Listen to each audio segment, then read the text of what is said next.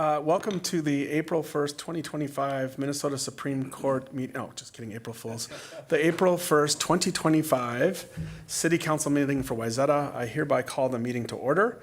Members of the public may attend the City Council meeting in person or may watch or listen remotely by view the meeting on Channel 8 WCTV and the city's website at wayzata.org/WCTV. Public comment during the public forum and or public hearing portions of the meeting may be provided in person at the meeting in advance or logging into the Teams call and raising your hand during the public hearing. When your name is called in the meeting, you will be seen and heard in our council chambers and the cable channel. You will be asked to unmute and then you may begin your comment. All public comments must include your full name and address. Next is the Pledge of Allegiance. If we could all stand if you're able and follow along. Pledge allegiance to the flag of the United States of America and to the republic for which it stands, one nation, under God, indivisible, with liberty and justice for all.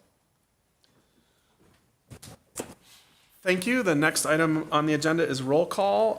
Let the record reflect that all are present with no absences. Earlier today, the council participated in a workshop and discussed the following. The review of the Wayzata Bar and Grill remodel plan, where we provided input to staff on design direction, both look and feel and function. This item will be brought back with specifics on budget and timing at a future meeting with a goal of the remodel happening next year. Mr. Mayor, I just want to point out that Councilmember Sorensen is absent. Oh, you're right. Thank you. I'll go back and restate that. Councilmember Sorensen is absent. So we'll go back to that roll call and let the record reflect that we are not all present, but Councilmember Sorensen has an excused absence. Thank you for catching that. The next item on the agenda is to approve the agenda. I would accept a motion to approve the agenda as is, or does anyone would like to make any changes? I'll move to approve the agenda as outlined. Second. Moved and seconded. Do we have any further discussion? All in favor say aye. Aye. That passes. The next item on the agenda is our public forum. Just making sure that there isn't anything on here. So for members of the public in attendance tonight, you're interested in speaking, please come to the dais and state your name, address, and indicate you're representing a group and limit your comments to 3 minutes. If your item is something you wish to speak about on the agenda, for those that are in person, fill out the form at the table in the back and hand it to staff. And for those who are watching on Teams, you can send a note via chat to staff and let them know which agenda item you wish to speak about. We also require that your camera is turned on when you speak. The first item on the public forum is introduction of Mr. Cabra, who is a Wayzata High School Compass student, and I will turn that over to City Manager Dahl. Thank you, Mr. Mayor, and good evening, Council. So I'd like to introduce Raghav Cabra. He's a Wayzata Compass student, mentee. Raghav, if you can come on up to the podium, please. Just for those that may not be familiar with the Compass program, it's a program for distinguished seniors at Wayzata High School that really focuses on bridging kind of the gap with seniors at high school with the business community. So it allows students that have achieved a certain level of excellence to take classes and have a mentor within the business community and also do special projects so they can learn a little bit more about the business community, certain professions that they might be interested in, to really get them started and down the hill of college and whatever they want to do. So it's a distinguished program, and unfortunately for Mr. Cabra, he drew the short straw and got assigned to me. I think part of that program, I'm the only government individual, but because I get to work in such a great community with so many business links, we have a lot of conversations about, connections with the greater business community wherever he's interested in, and then also, basic stuff like resumes, getting him ready for just, his interest in the business community and in his career.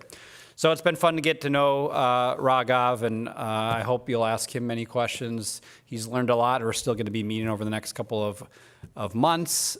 And his interests are just general business and administration, and the automotive industry.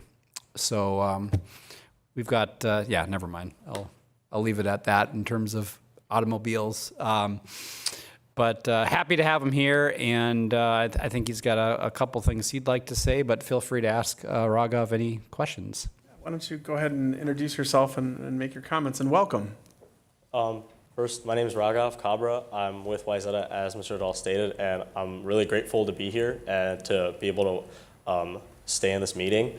And I just wanted to say, like, this class, I mean, obviously having my mentor, Mr. Dahl, has been amazing so far. And I've been coming to Wayzata since I was a kid, and like finally like learning about like the ins and outs and what happens behind the scenes of being in this community and going to these events like JJ Hill and stuff has honestly, I've been considering coming into this field more after seeing how everything works and how honestly interesting it is and working with these people.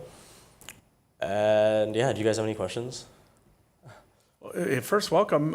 Maybe just one to start, and then I'll turn over to the rest of the council. But what are your plans, after graduation? After graduation, I plan to attend Mankato State University down south, where I'm probably going to study automotive engineering and business. Great. Yeah, questions of council of our student. Yeah, I'll weigh in with a couple. How many Compass students are there at Wayzata High School? You have to apply and then you get interviewed, and I think 32 students in that class.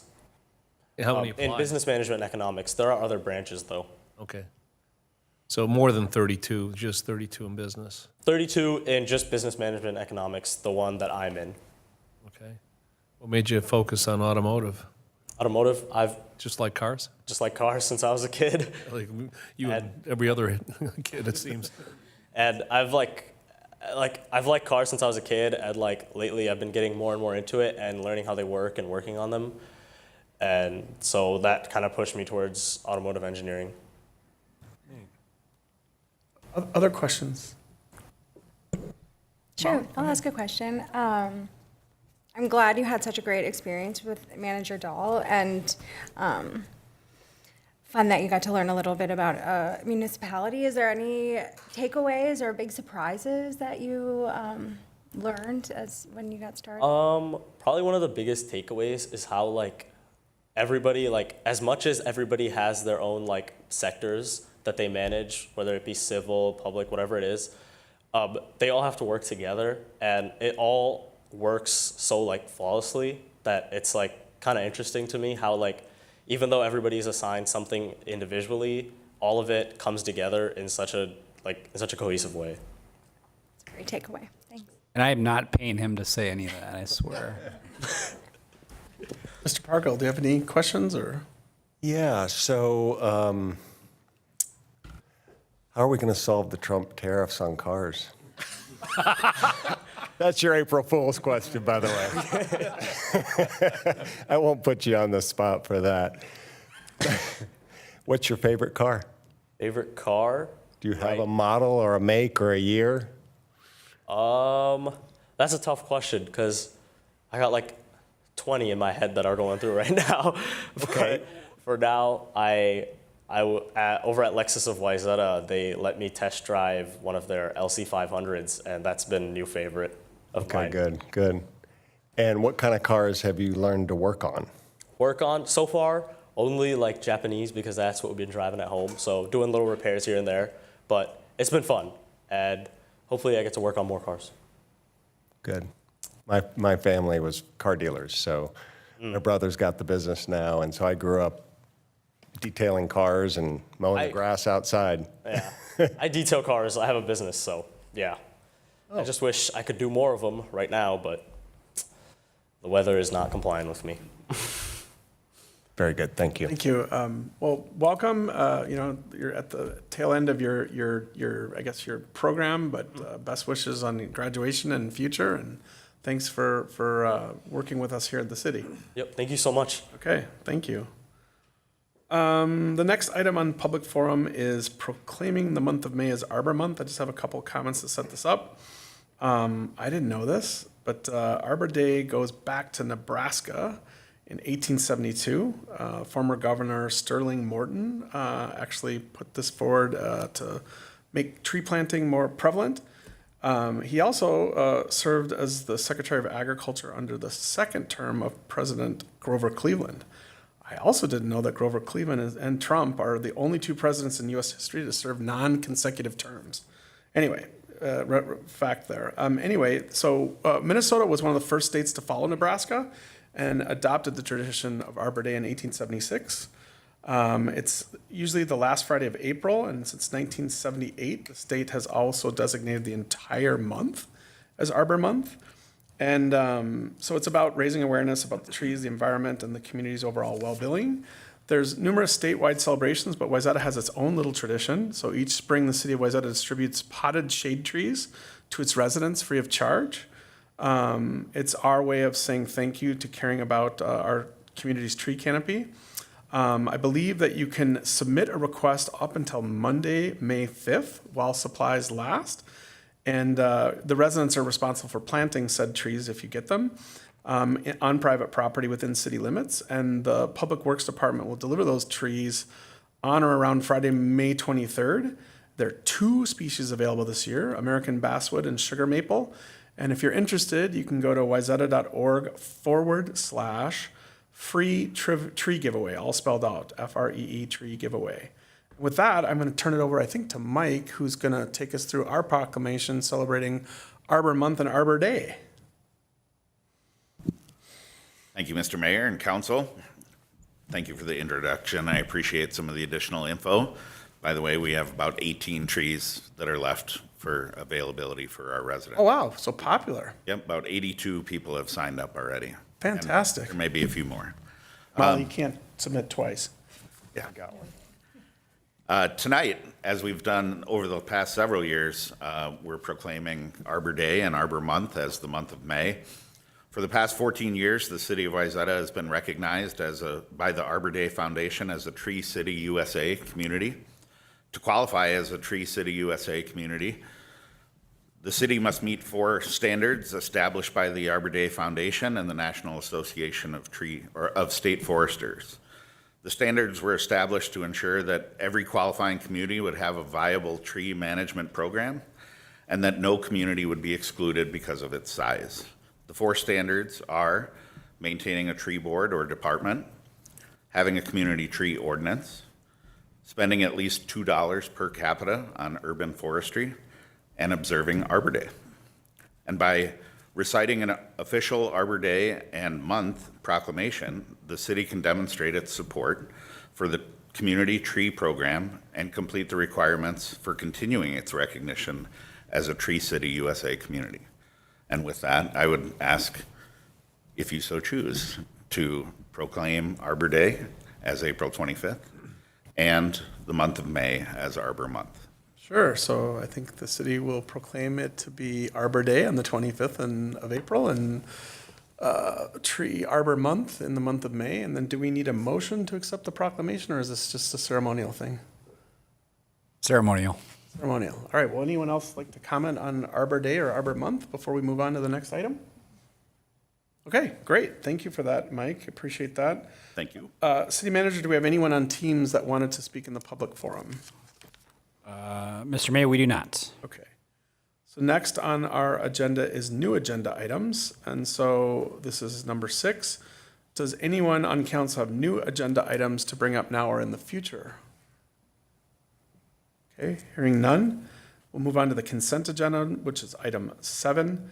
So we'll go through all of the items on the consent agenda: approval of the check register, approval of municipal licenses, award of contract to HUB Parking Technology for the Mill Street Parking Ramp Access Project, authorized purchase of a front-end loader, oh, that sounds fun, adoption of Resolution 07-2025, amending the 2025 fee schedule for right-of-way permit fees and electrical vehicle charging fees.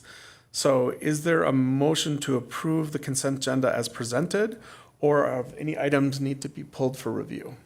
I have a couple of questions about Okay. item D, and curious if I could ask those, or we could have a small discussion. I don't I think maybe let's get the agenda approved without that included, and then we'll pull it to ask questions. How does that sound? Sure. Okay, so are there any other items that need to be pulled for discussion? Okay, so I would accept a motion to approve the consent agenda with the exception of item D, which we'll have further questions on. So I would accept a motion for that. So moved. Take a second for that. Second. Any further discussion? All in favor say aye. Aye. Okay, Molly, over to you to address your questions on item 7D. Thank you, Mr. Mayor, and I'm glad Mike Kelly's here because I think you'll have some answers for me. I was reading through the packet, noticed that the reason for the purchase, it seemed, as I understood it, was because the front loader we already have is no longer under warranty. And I'm wondering if that's our common practice. Just to be perfectly frank, like a quick Google search and a little of a deep dive on the John Deere website claims that these should last 4,000 hours, and we're getting about 1,500 out of it. And I just want to know, like, our philosophy on vehicles and equipment, especially large equipment, that maybe could possibly live past their warranty and save the community a little bit of money. My philosophy is to knee-jerk and default to fixing and maintaining what we have before we purchase brand new. And curious if you could. Yeah, I'd be happy to answer a couple questions. We've had a standard kind of replacement life for the front end loader of 7 years. It happens to tie in with the warranty. That's not the only reason that we use that as a life cycle. It gets a lot of work, so we're starting to see more and more maintenance responsibilities for that piece of equipment. And we do like to take advantage of the fact that because we maintain it reasonably well, before the costs get too high, we get a pretty good trade-in. So it offsets a good chunk of the overall cost of the equipment. If you saw in the cost estimate, we're paying at the end of the day after trade-in $149,000, but the trade-in is almost the value of the final price. That's Very actually similar what- to what we saw 7 years ago. 7 years ago, it was about $190,000. We got a $110,000 trade-in. At the end of the day, the equipment was about 85. My only pushback is if that's a trade-in value, to me, that is also saying that there's a lot of value left in the equipment. And so $136,000 for a piece of equipment, that's working well, it seems worth having a discussion about, and just a better understanding of what maintenance would look like if it were to have an issue and would be out of warranty. Like, is that a big challenge for us? They're expensive replacements, so it depends on what the issue might be, but hydraulics are typically an issue, which operate the majority of the equipment. Electronics are very expensive. Same thing with, we were chatting out in the hallway about motor vehicles. Motor vehicles have a computer, and when the computer starts to fail, it's almost worth the majority of the value of the vehicle. In this case, it wouldn't be a $300,000 replacement, but the cost of a new front-end loader isn't getting any less. Over the last couple of years, it's gone, we had estimated, including our trade-in, about 125. As you see, it's 25 more than that, but the overall vehicle cost is close to $300,000. Is it difficult to find someone to work on this equipment? It's specialized equipment, so typically we would take it to a contractor called McQueen if we can't do it in-house. Okay. I just think holistically, we should look at how fast we're. We look at it all the time. Okay. Yep.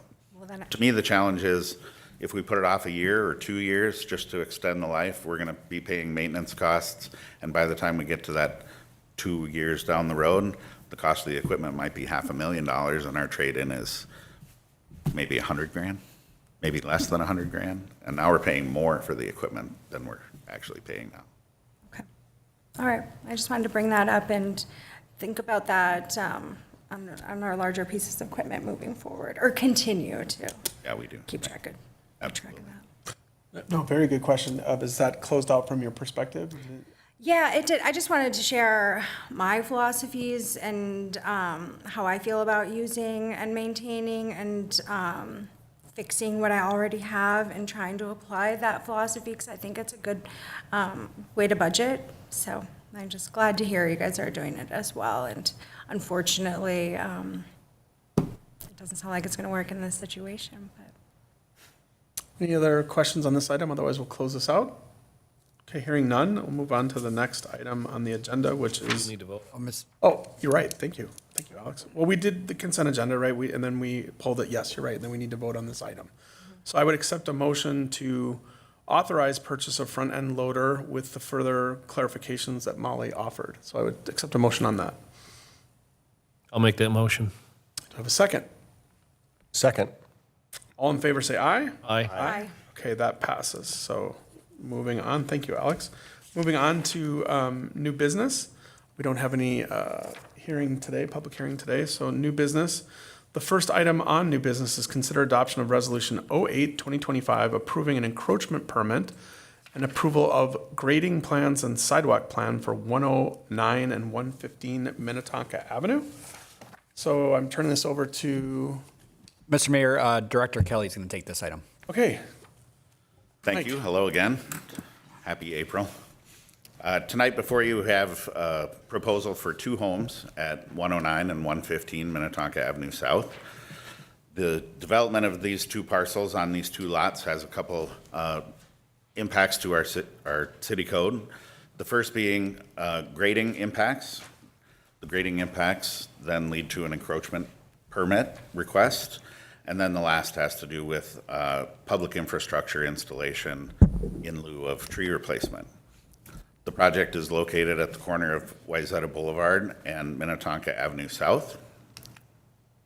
Here are the two parcels, 109 and 115, located on the west side of Minnetonka Avenue.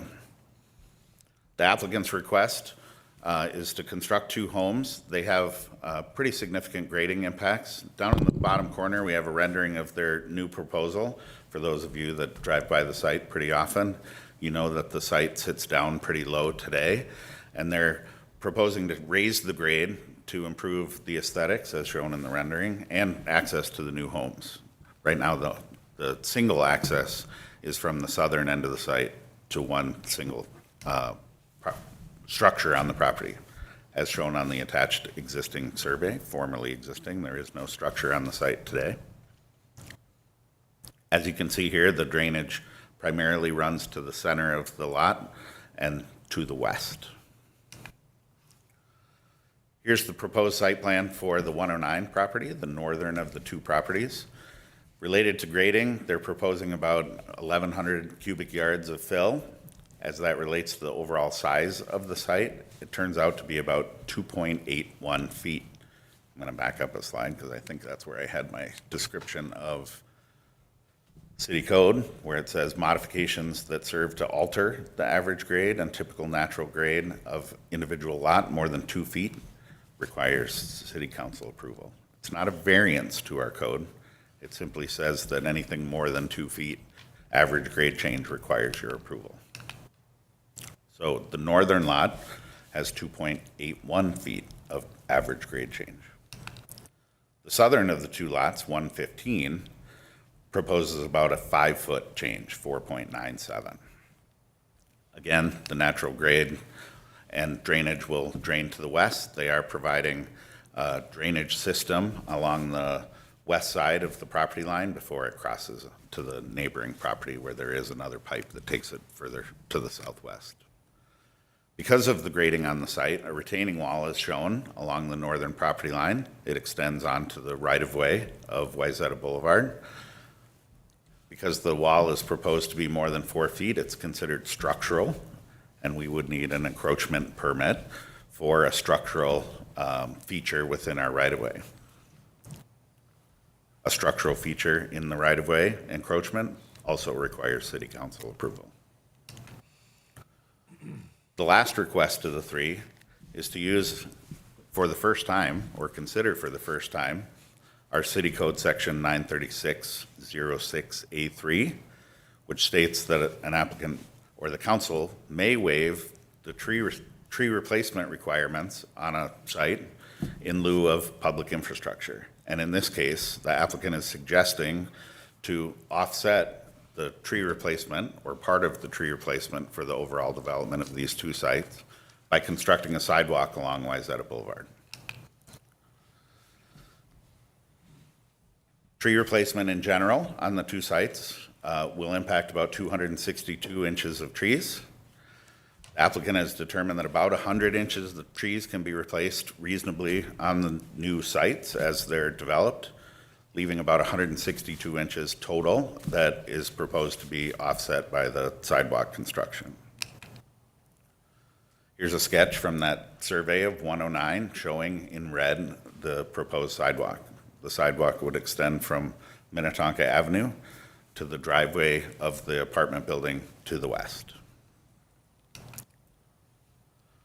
Just for a little bit of additional info, the map on the right is our overall sidewalk and trail plan. The blow up on the left shows that in orange that is a gap that is in our current sidewalk plan. So this is something that we've had in our overall goals to close this gap, and the recommendation or suggestion to construct this sidewalk would fulfill that. Just for some perspective, this is the Google Street View on the left of the site, looking down to 109 and 115 beyond, and a rendering of the development on the bottom right. So before you tonight, we have 3 approvals for consideration. One is to approve the grading plan of more than 2 feet on these 2 sites, 109 and 115. To adopt resolution 08-2025, approving the encroachment of that retaining wall in the northwest corner of 109 Minnetonka Avenue South, and to approve the sidewalk construction in lieu of tree replacement. And with that, I'd be happy to stand for any questions you might have. I know the applicant is also here. Yeah, so let's first take questions of staff, and then the applicant will be given a chance to comment if they choose to. But first, questions of staff and what's been presented. Go ahead. So the 5-foot change seems like a lot. What happens to the runoff? Is it all feeding into this pipe that runs southwest? Is there any other issues with the neighboring property to the south or the west? I mean, I'm just worried about unintended consequences for changing the... Yeah, the property as proposed meets our hardcover requirements, as would a single-family site there. If it was still a single-family home, it would be allowed to have the same amount of hardcover within the site. The grade is going up, but they're proposing a drainage swale and some infiltration, underground infiltration, which will slow the runoff to the adjacent property. Ultimately, it does cross the line to the adjacent property where there's a pipe that captures it before getting to the apartment building and taking it around to the west. Okay, so I saw in the one rendering that it looked like there was a swale right on the Wayzata Boulevard side. Maybe it was, I think I'm gonna just go that way. it was in the, yeah. Keep flipping. Well, maybe it's here. I saw it in the actual rendering. In the rendering, yeah. There you go. Wait, no, it's Yeah. it's not this. One more back, I think.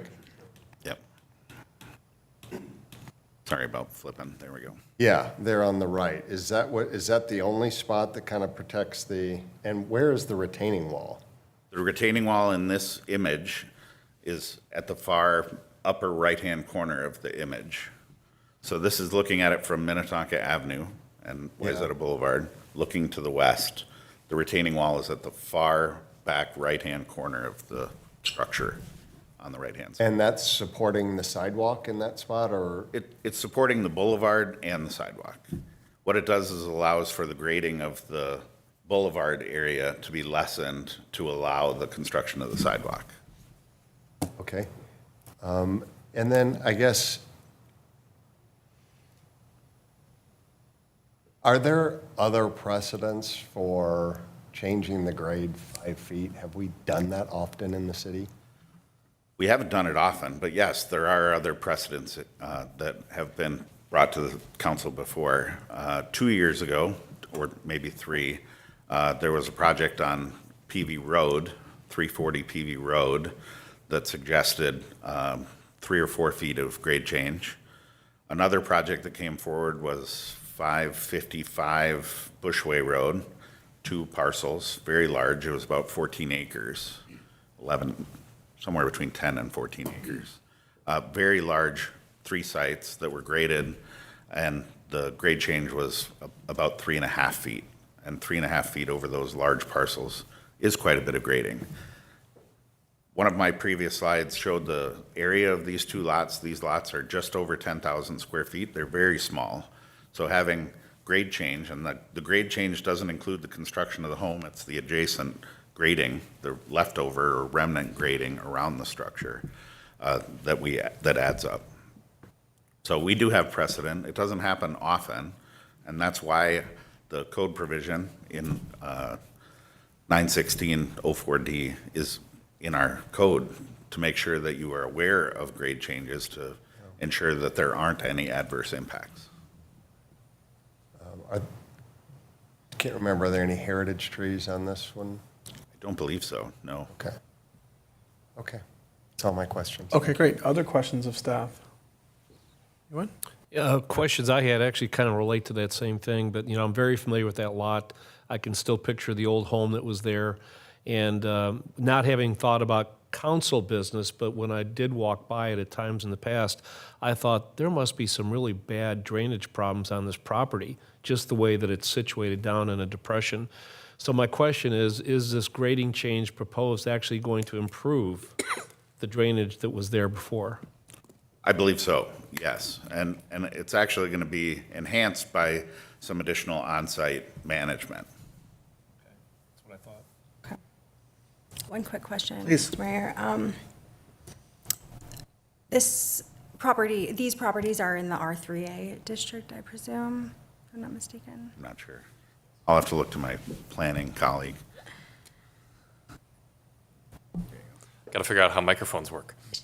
Mayor and council, that is correct. They are in the R3A zone. So we have some new zoning standards in R3A in terms of front setbacks. Can you tell me how this is complying with our new standards? At this time, the city is not reviewing a new home permit. Oh.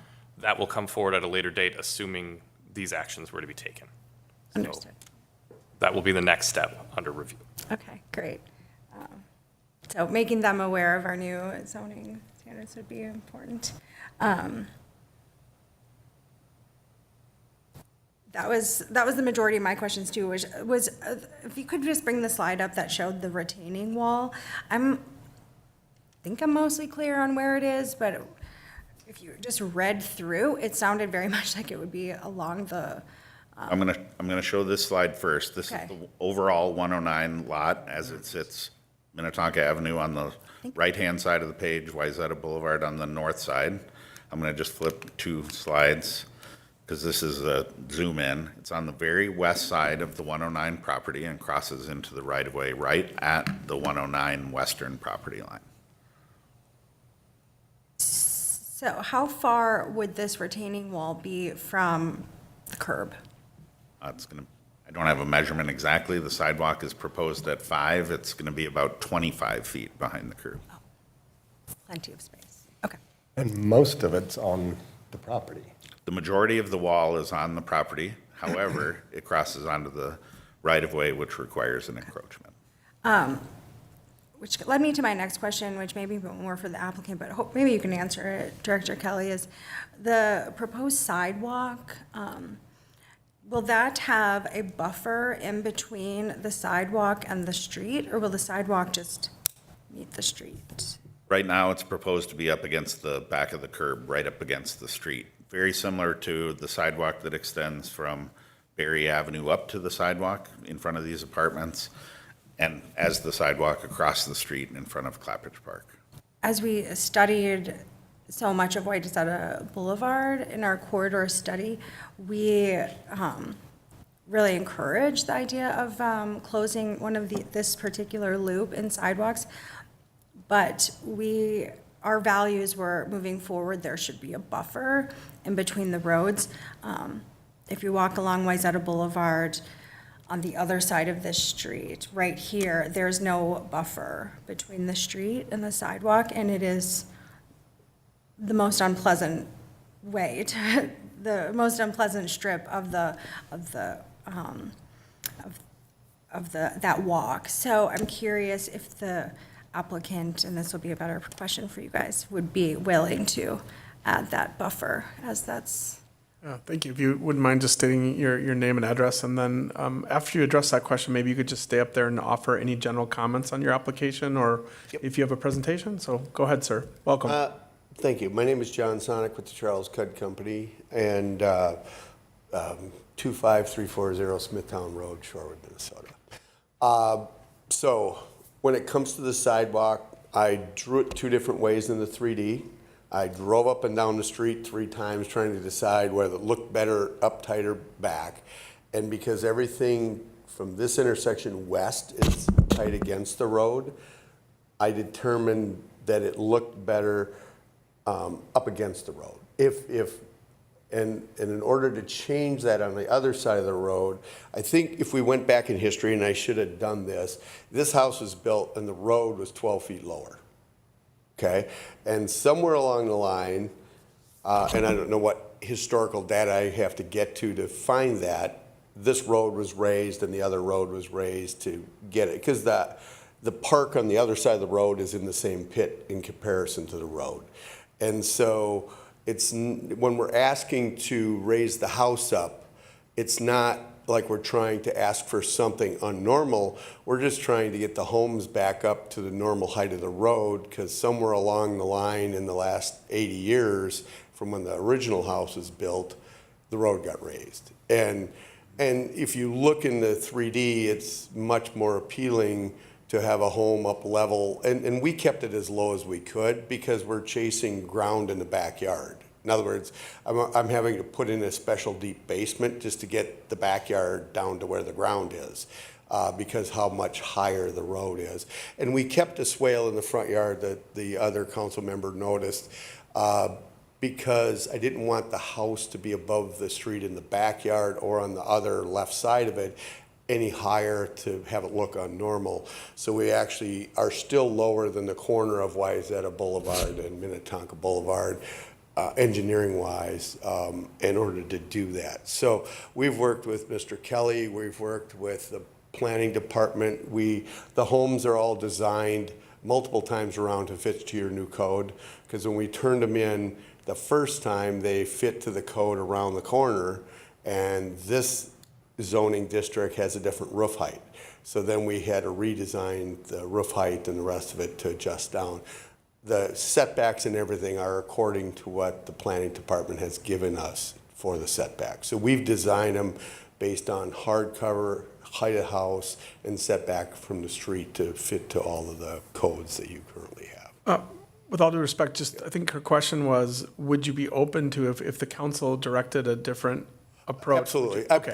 Yeah, and I have a 3D showing it that way. So then the trees go between the curb and the sidewalk, which is, if I had east from this location, that's what it was. So that's why I drove up there, and it's like, okay, so I had my draftsman actually draw it that way, and then I looked at it, and because we're building the homes on 264 and 270 right now, I drove by, and it's like, you know what, I'm gonna put it back behind the curb again. So I don't, honestly, You'd be open to the it if- cost is the same no matter what. The retaining wall holding it up, again, it's not going to impact that. If I bring it in, I went and measured the rest of the stuff going east. It's about 6-foot gap of boulevard sod with the trees living between the boulevard and the curb, or the sidewalk and the curb. Absolutely, we can take the trees, put the boulevard trees in between the sidewalk, which is the way it is. So however the city would like it, and that's why Mr. Kelly and I have left it kind of open for you guys to decide, you know, if we're going to take a little bit of tree money and put it towards getting the sidewalk built, or if we're just gonna sod it and, you know, it's just, I can only put so many more trees back on this lot. And at that point, at a certain point, you know, to me, it'd be good to do something on the land versus just donating the rest of the money to whatever. So while you're there, I'll just give you a chance to make any other comments or about your application, and then we'll open it back up to questions. Sure. So we've done a extensive job designing a home to fit into keeping, you know, with the neighborhood and the new homes that are going in the neighborhood. And we try and build a high-quality home at the Charles Cudd Company. And so we are, you know, doing what we can here. Again, we're putting the arborvitae buffer on there with the boulevard trees besides, rather than a fence. Because I'd much rather have green things that grow versus a fence, you know, on the edge of the boulevard there. Even though we only get 20% of those arborvitae trees covered because your ordinance reads that we can only get credit for 20% of a tree type. And that it's still a better way for us to buffer the home, slow the sound of the road down, and give the home a little bit of privacy. And I believe because there's 2 more homes up the road that have the similar type buffer, it looks in keeping with what the other neighborhood has there too. So hopefully we've done a good job in presenting to you guys what is going to be a couple of beautiful homes for the new Wayzata area. Okay, thank you. Open up to questions of the applicant from council. No, I do have one thing. Sure. On the water part that you asked, so there's water resource best practices here in the backyard, and you can just barely see it in that picture there. But there's a long, skinny, what was referred to as a French ditch. A lot of people understand what that might be. So we are collecting the water from the yard, and then each of the yards has an underground storage facility. So underneath the grass, though, all the way around these sites, that water's collected, it's brought into the underground storage facility, and first promoted to settle into the ground there. So at that point, there'll actually be less runoff going into the pipe once these homes are built than there originally was with the house that was there. It's not an inexpensive thing, you know, it's another pretty close to $30,000 we're investing into best management practices to keep as much rainwater on our site as we can and have it soak into the ground. And because this portion of Wayzata has a fair amount of sand in its clay, we believe that quite a bit of it is actually going to end up actually going into the ground and not that much of it heading off to the west. You know, a large rain event is still going to go through the pipe. But I'm assuming this you filled out. That's me. Okay, great. Further questions of the applicant? Otherwise, we'll bring it back to council for discussion and deliberation. So, questions? I have one quick question. Maybe it's better for staff, but what would have the fee have been if we, or what would it be if we wouldn't accept this offer? So for the 162 inches that is sort of outstanding, not to be planted on the site already, is about $48,000. Okay. So bring it back for discussion. So staff is recommending approval. I guess, who would like to weigh in first? I'm happy to. Go ahead, Councilmember Parkhill. Yep. On the grading plan, I think I was a little concerned about changing the topography of the area, but it sounds like at one point this is not this topography was changed on the house. So I guess that helped me get over that hump on 109 and raising it 5 feet. Also, it sounds like a very good water management system, so we're not going to have any unintended consequences from this change. So I'm okay with the grading. The encroachment permit for 109 does not seem like a big deal at all. It's a very short area. And then thirdly, the sidewalk construction, I would prefer that we have the buffer. It is really, Wayzata Boulevard's become almost a little mini highway, and it's really uncomfortable walking on the sidewalk immediately next. So if you could have another 150 feet or 200 feet, I don't remember what the lot size is, of buffer between you and the traffic, it's just nicer. So I would be fine with that sidewalk in exchange for the 162 inches, as long as we had the boulevard or the 6-foot buffer between it. Thank you, Mr. Parker. Who would like to go next? I'll go in line here. Okay. Pretty much my thinking is aligned with Jeff Parkhill here. If you haven't seen the property, you wouldn't understand how improving the grading plan would help that property, because it definitely would help. And again, I would have been okay with that even without the explanation of the road having been raised at some point, but that just adds to my comfort level with that. In terms of the encroachment, that's something apparently that the city is totally fine with, and it looks like it's good in the plan. And in terms of sidewalk, that to me was the most interesting part. I am okay with that. I would have been okay with it doing straight, because that's sort of like my engineering, balance sort of thing. But no matter what, if there's a place where we don't have sidewalk now, and the Wayzata corridor study indicated where we should have sidewalk, and we would like to have offset, this is a place where we can start that. And so maybe going further west, at some point in the future, the sidewalk will be offset to align with this. So I'm okay with that too.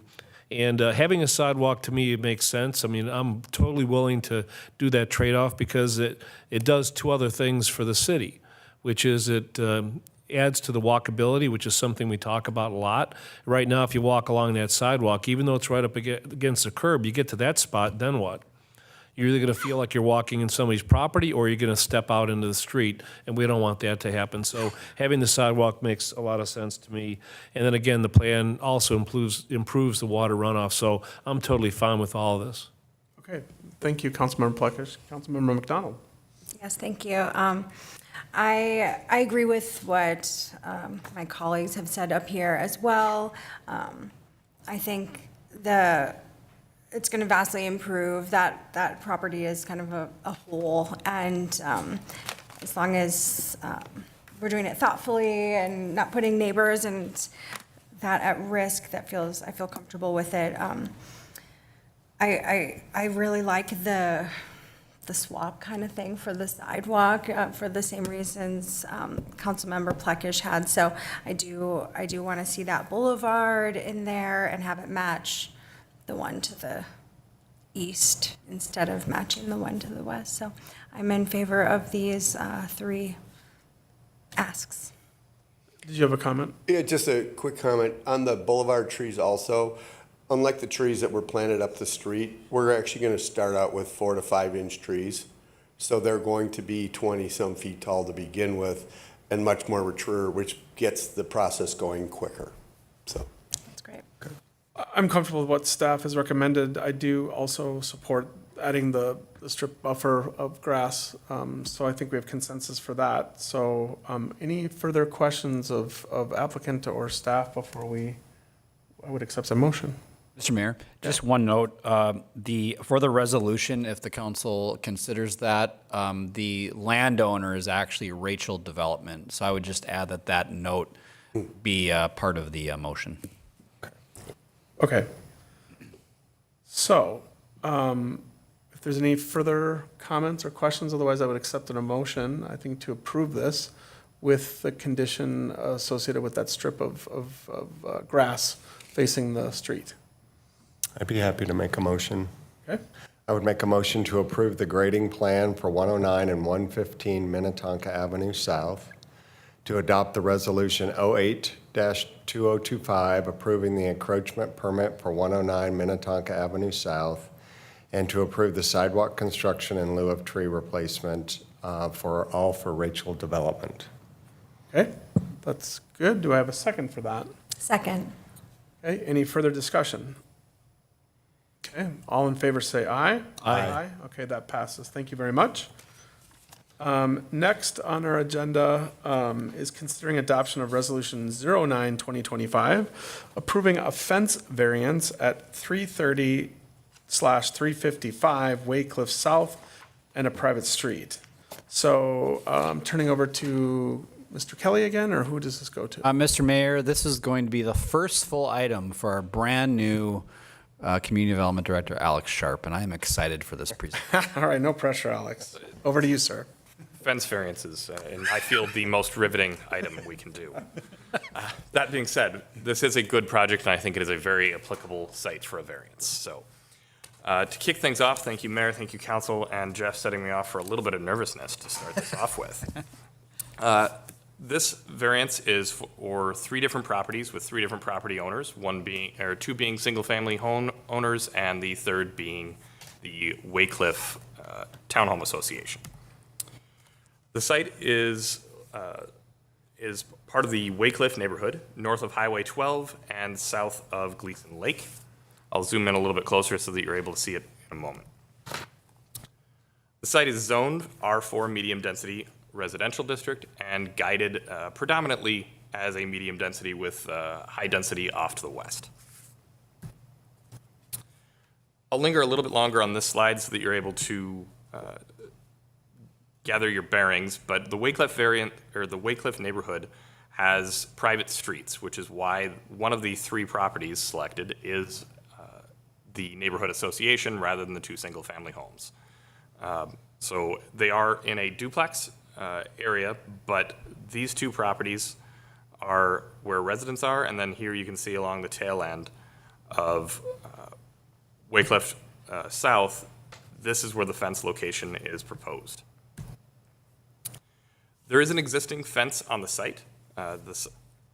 The area noted in black is an existing privacy fence that existed since the time of the original Waycliff development.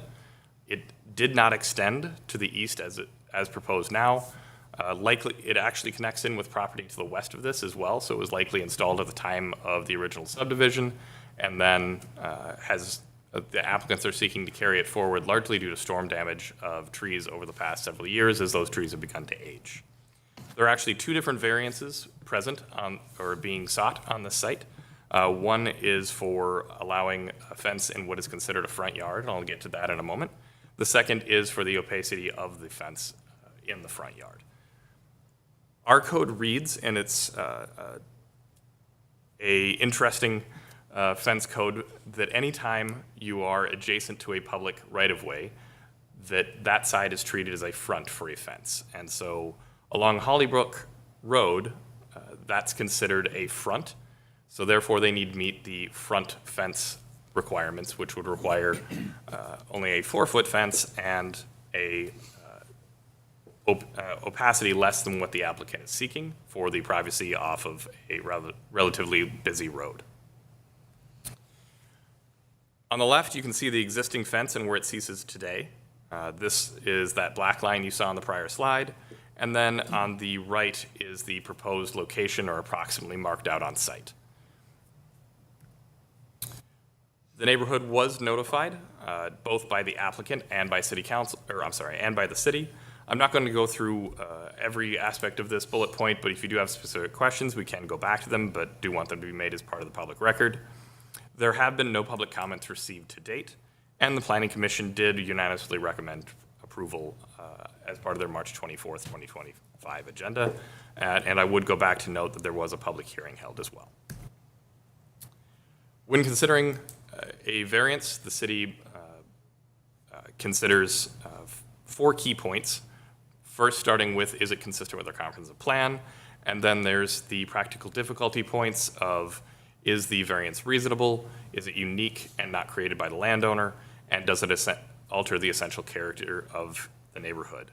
The draft resolution and report and findings recommended approval by the Planning Commission addressed each of these points and found that the variance is deemed reasonable, does present a unique condition not brought forward on other properties, and it would not hinder or alter the essential character of the neighborhood and may in fact enhance it.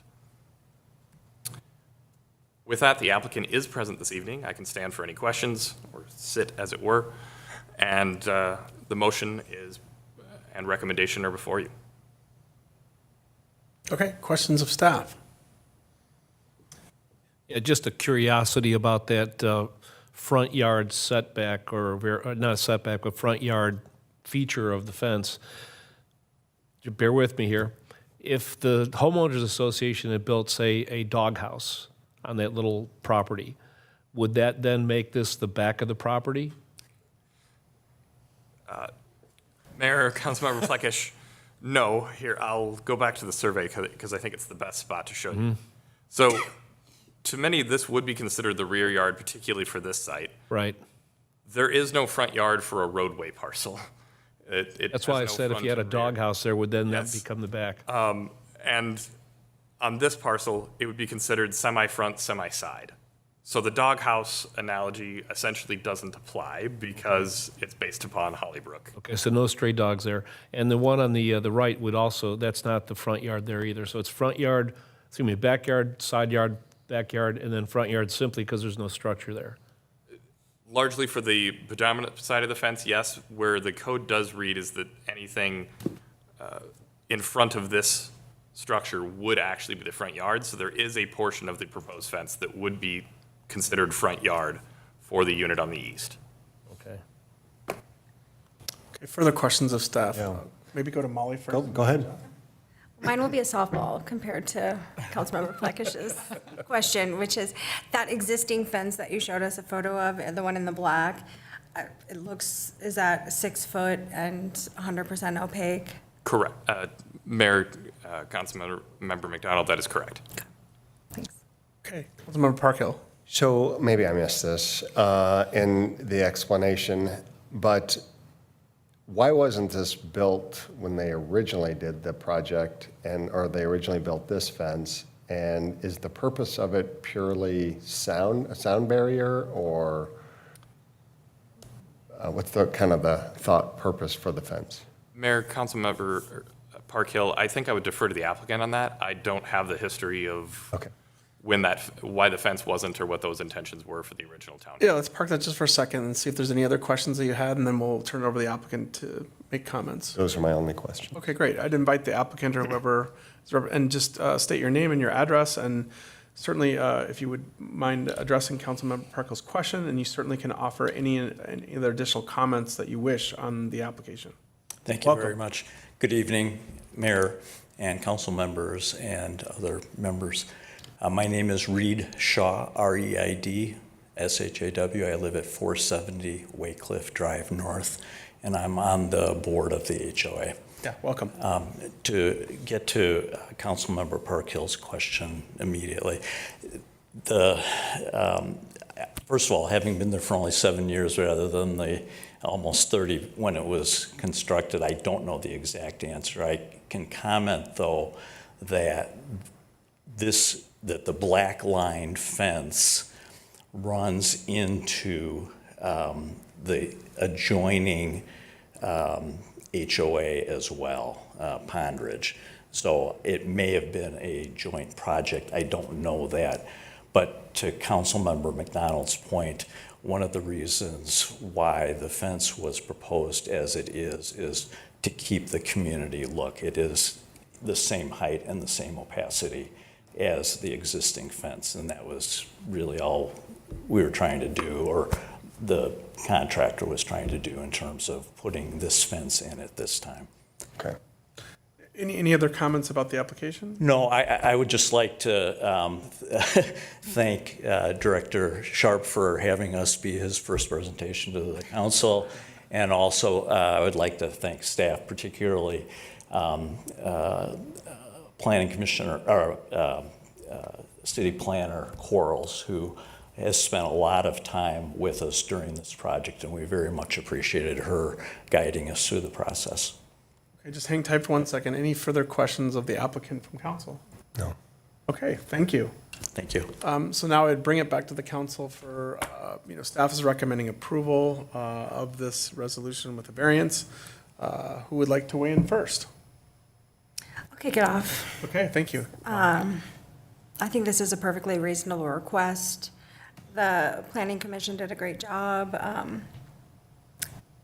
and I support their findings, and so I have no issue with this, and will vote in favor of the variance. Thank you, Councilmember. Who would like to go next? Go down the line again. I have no problem with this. I mean, the few questions I had were all answered either by staff or by the homeowners association, so perfectly fine, makes sense.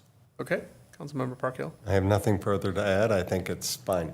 Yeah, I don't either. I support it. So I would accept a motion adopting Resolution 09-2025, approving a fence variance for this 330, 355 Waycliff South and private street. Who would like to make that motion? I'll make that motion, Mr. Mayor. Okay, do I have a second? Second. Do we have any further discussion? Hearing none, all in favor say aye. Aye. That motion passes. Do we have anybody on Teams, Jeff, that wanted to comment on anything? Mr. Mayor, we do not. Okay, so the next item on the agenda is the city manager's report. Over to you, Jeff. Yes, Mr. Mayor, just one thing. Wanted to remind everybody in this room and that's listening, if you're a property owner, now's your time. If you have any questions or concerns about your evaluation from the county that you received over the last couple weeks, please call the county, get it on their list. They're really responsive. They'll call you back. And ultimately, our local Board of Appeal and Equalization hearing is going to be on April 17th. So you still have time to work things out with the county. If your concern doesn't get worked out within 10 days of the hearing, which is the 7th, then it would ultimately come to us. But now's the time, really. So I encourage residents at either in this room or in the community to give them a call. The number is 612-348-3046. And feel free to contact City Hall if you have any questions about the process. Okay. Any questions for the city manager? I have one. So received some feedback from the residents of Harmony Circle over the last couple of weeks, including a phone call today about the notice that's out there from Xcel Energy to put a communication tower, fairly large, tall one actually, on the, I don't know if it's called a substation or what is it called, Mike? A substation on 101. Can you just comment what you know about it and what, if anything, is our purview over it, and what guidance could you offer the public if they have feedback on that proposed new tower going in? Thank you, Mr. Mayor. Happy to, and I'll just provide my kind of summary answer, and then I'll look at Mr. Sharp and Mr. Schelzel if they want to add anything. But ultimately, Xcel Energy has submitted a CUP, which is a conditional use permit process where the city is able to put conditions to mitigate impacts of whatever is being built. So that will go through a public hearing process. The public hearing is slated for Monday, April 7th, so next Monday. At the Planning Commission. At the Planning Commission, thank you, yes. And then ultimately, if it is acted upon at that meeting, it will carry over to the next Planning Commission meeting for final approval or final recommendation of approval, and then go to the City Council on May 6th. That's all tentative, assuming it goes through the process. Ultimately, the actual request is to essentially replace a smaller pole with a much larger pole, a smaller pole being about 100 feet, replaced by a 140 feet pole. So it's, I would say a significant additional, height for that substation, and that's why, we have a public hearing. That's why, if needed or if reasonable, the city has an opportunity to put conditions on that project. Okay, Oh. Other staff members would like to weigh in, like, what is the purpose of the pole? Is it a cell phone tower? Is it what is it? So thank you, Mayor. The purpose of this pole is actually for private communications with Xcel between their other substations and other devices. So this is not a typical cell tower that would be utilized for any of our cell carriers within the community. This is principally not principally, solely for Xcel. They won't, in fact, allow additional users on that pole. One of the advantages that does have is it does create a cleaner apparatus look versus other cell towers applications that the city may review. Mr. Kelly, any further comments or? No, both explanations were great. It's going to be a private network for Xcel use. Okay, well, just thank you for outlining that process and, hopefully for the concerned residents of Harmony Circle, they can tune in or we certainly can follow up with them. So thank you for that clarification. Any further questions of city manager? All right, I guess we would then move to adjournment. Do I have a motion to adjourn tonight's meeting? So moved, Mr. Mayor. Okay, in a second. I'll second that motion. Any further discussion before we venture out into the snow on April Fool's Day? Hearing none, I would accept, or will vote. All in favor of adjourning, say aye. Aye. Aye. That carries. Thank you. And we're closed, adjourned.